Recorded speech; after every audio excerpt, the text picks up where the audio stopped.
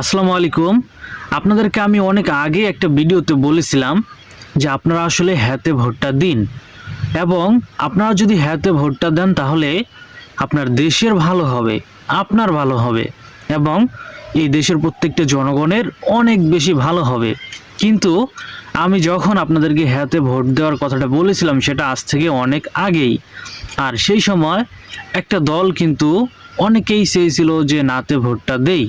কিন্তু আপনি যদি আজকে যদি লক্ষ্য করেন যে জামাতের আমিরও কিন্তু একটা কথা বলেছে যে আপনারা যদি হ্যাঁতে ভোট দেন তাহলে আপনারা আজাদি হবেন, আর যদি নাতে ভোট দেন তাহলে সেটা হবে গোলামি। এবং আপনি যদি কালকের বিষয়টা লক্ষ্য করেন যে বিএনপির ভারপ্রাপ্ত চেয়ারম্যান তারেক রহমান তিনিও কিন্তু বলেছেন এবং সকলকে কিন্তু আহ্বান করেছেন যাতে তিনার দল থেকে শুরু করে সবাই যাতে হ্যাঁতেই ভোটটা দেয়।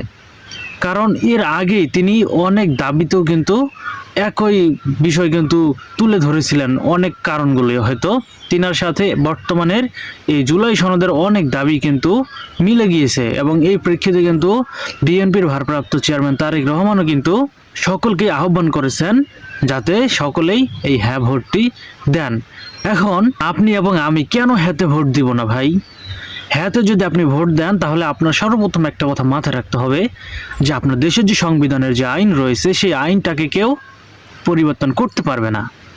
আর আপনি যদি নাতে ভোট দেন তাহলে কোনো একটা সময় এমন হতে পারে যে কোনো একটা দল ক্ষমতায় এসে সে তার জোর অথবা তার ক্ষমতা খাটিয়ে সে বাংলাদেশের সাংবিধানিক আইনের অনেক কিছু পরিবর্তন করতে পারে তার সুবিধা মতো, এবং সেই সুবিধা মতো যখন সে আইন প্রণয়ন করবে তখন অবশ্যই সেটা সেই দেশের বাকি যে বিরোধী দলগুলো থাকবে তাদের জন্য কিন্তু অনেক সমস্যার কারণ হয়ে দাঁড়াবে। আর এইভাবে যদি প্রতিনিয়ত বাংলাদেশে যদি এই ধরনের অপরাজনীতি যদি চলতে থাকে তাহলে বলুন তো আমাদের দেশটা কি কখনো উন্নত রাষ্ট্রে পরিণত হতে পারবে? এরকম জরাজীর্ণ পরিস্থিতির কারণে আস্তে আস্তে দেশটা আমাদের কি হবে, ধ্বংস স্তূপে পরিণত হয়ে যাবে।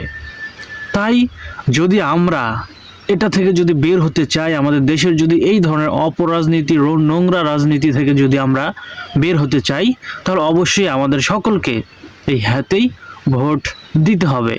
কারণ এই দেশটা সুরক্ষা নিশ্চিত করা আপনার নাগরিক হিসেবে আপনারই দায়িত্ব। আপনি যদি হ্যাঁতে ভোট দেন তাহলে আপনার অধিকার বাড়বে। সরকার সাংবিধানিক আইন যেহেতু প্রণয়ন করতে পারবে না নিজের ইচ্ছা মতো, অর্থাৎ যখন এটা করতে যাবে তখন তারা অনেক বাধার সম্মুখীন হবে, আর এর জন্য কিন্তু কখনোই তারা সাহস করবে না। তাই আপনার নিরাপত্তা আপনাকে নিশ্চিত করতে হবে, আপনার দেশের নিরাপত্তা আপনাকেই নিশ্চিত করতে হবে, যেহেতু আপনি দেশেরই একজন জনগণ।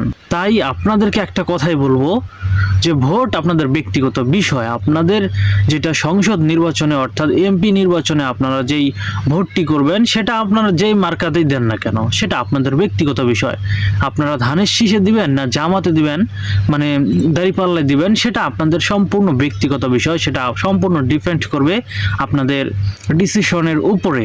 কিন্তু আপনাদের সকলের কাছে একটা আবেদন, সেটা হচ্ছে যে আপনারা হ্যাঁতে ভোটটা দিন এবং হ্যাঁ সম্পর্কে আপনারা অবগত থাকুন। ধন্যবাদ।